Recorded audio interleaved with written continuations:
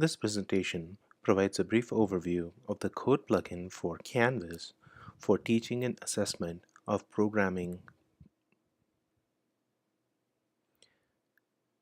Code supports many different languages.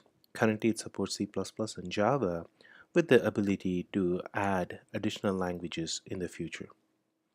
It integrates with Canvas via LTI and uses open authentication mechanisms supported by Canvas for initial authentication, and subsequent interactions use custom tokens that are generated internally by code. The student submissions are compiled and style checked, and all of these operations are run in a Docker container for improved isolation and security. Code also automates functional testing. Instructors can configure different functional tests, and code will run those tests on the user submission. Code also permits graders to annotate the source code and provide feedback to students. The key benefits of code for students is that it maintains a familiar Canvas environment for submissions. It ensures consistent and valid submissions so that students quickly know if their package is complete and it compiles. It also improves the quality of the solutions submitted by the students by running style checkers based on the language that is being used. And code uses the CSE department style checking guidelines, and these guidelines are enforced using a relaxed version of Google Style Checker, which is pretty much an industry standard. Code also minimizes the testing overheads for students, so they don't have to repeatedly run tests or have to develop these functional tests. Instead, they can submit their source, and code automatically runs tests on their code. And it also eases viewing feedback that instructors may be providing to the students. The faculty benefits of code include reduction of many mundane tasks, so faculty don't have to worry about downloading code, file naming conventions, etc. in Canvas. Instead, code handles all of that work, thereby freeing up faculty time to focus on teaching and the higher level outcomes from their courses. Code ensures that the student submissions meet the faculty's expectations through automatic compilation, style checking, and functional testing. Code also eases providing feedback to the students. Faculty can simply highlight a piece of code and type the feedback. In addition, they can still use Canvas's standard feedback mechanisms and the grading rubric supported by Canvas as well. Here's a system-level overview of code. Typically, instructors and students interact with Canvas through standard HTTPS and other web protocols. The Code web server integrates with Canvas. Initially, the connection from Canvas is established through OAuth over HTTPS.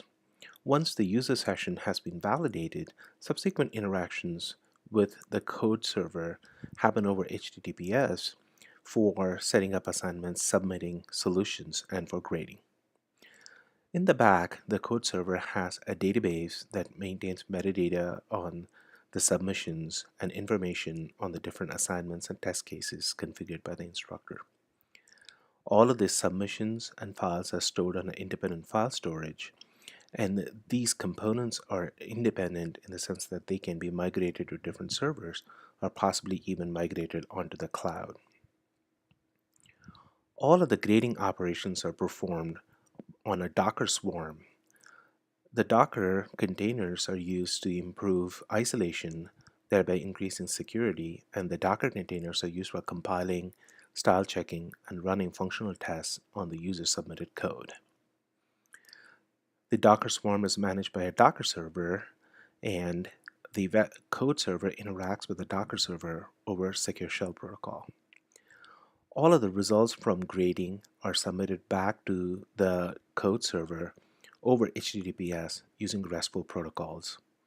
Once a submission has been successful and the student has had an opportunity to view and accept the submission, those submissions are sent back to Canvas in the form of an encoded URL, which is then available to the instructor for grading operations.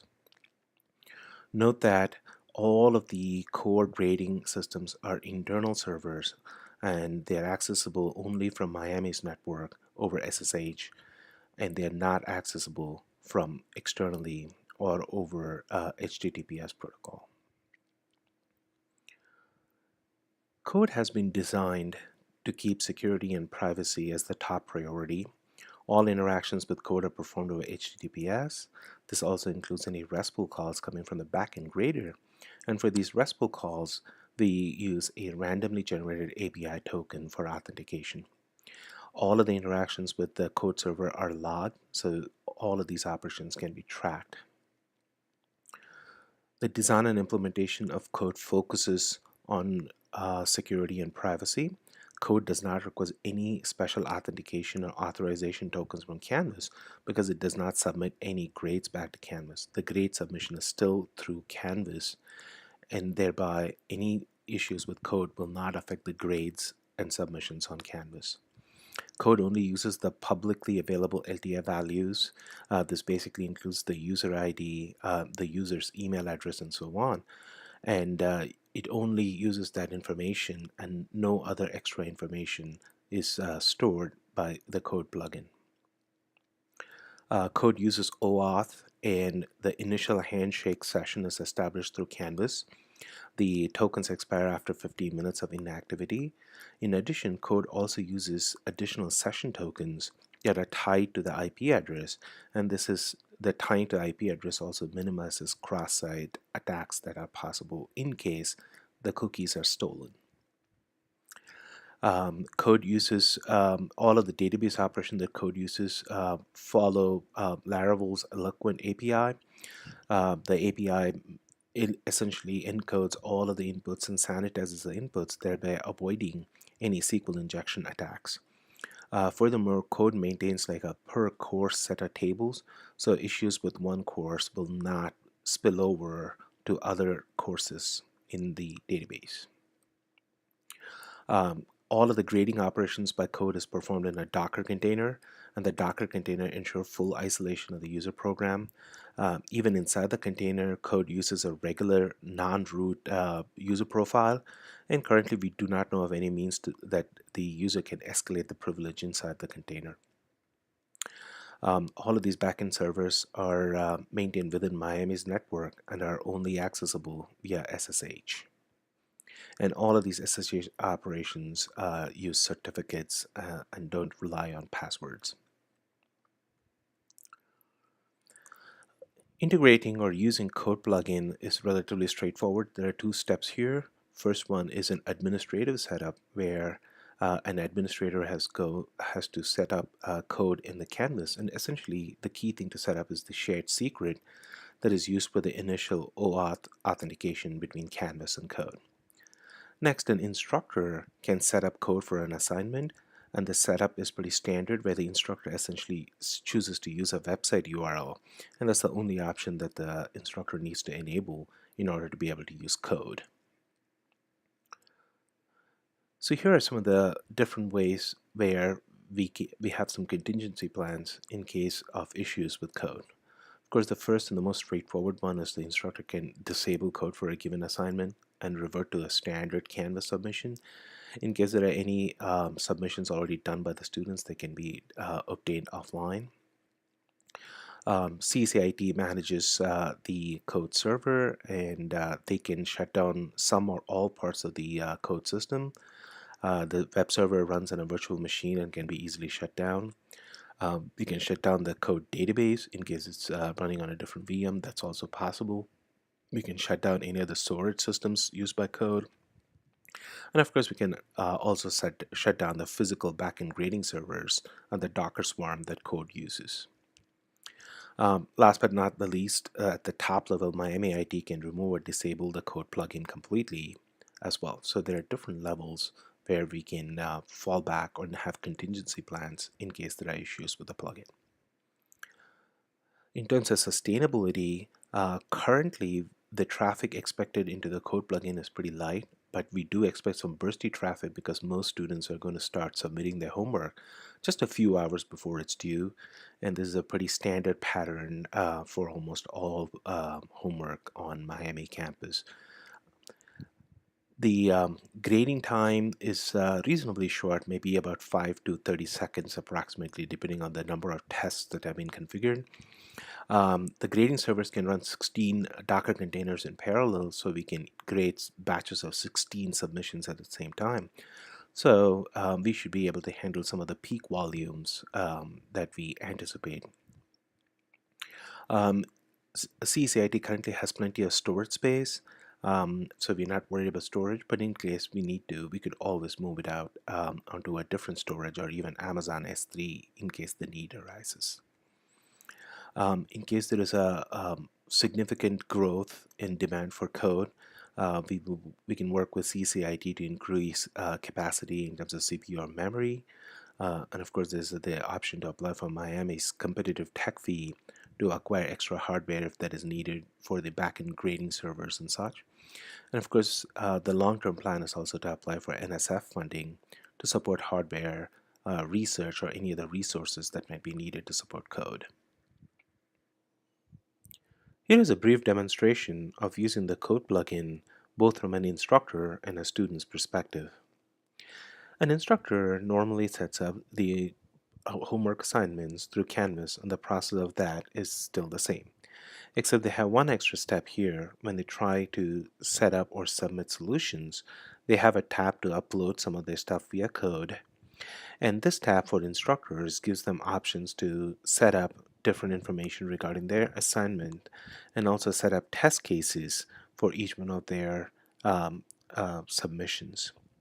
Once the assignment has been set up and released to a student can then get an option that when they try and submit their solution, they get a tab to upload via code, which allows them to upload files as part of their homework submission. And once they upload all of the necessary files, they can start the auto grading process, which submits their solution and the auto grader grades them in the backend.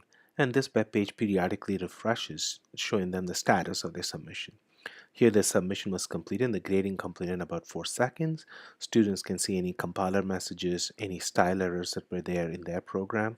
It'll also show them any outputs from their different test cases and also show differences, if any, between their expected and their actual outputs.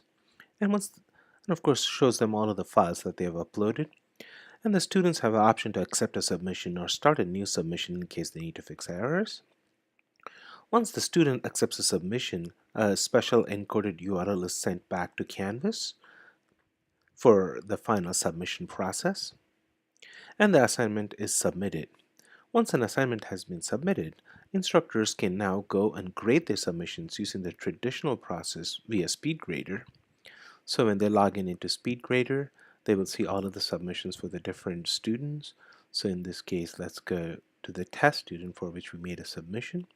Again, the instructors see the same information about the tests and such, and instructors also get the ability to annotate the code and provide feedback.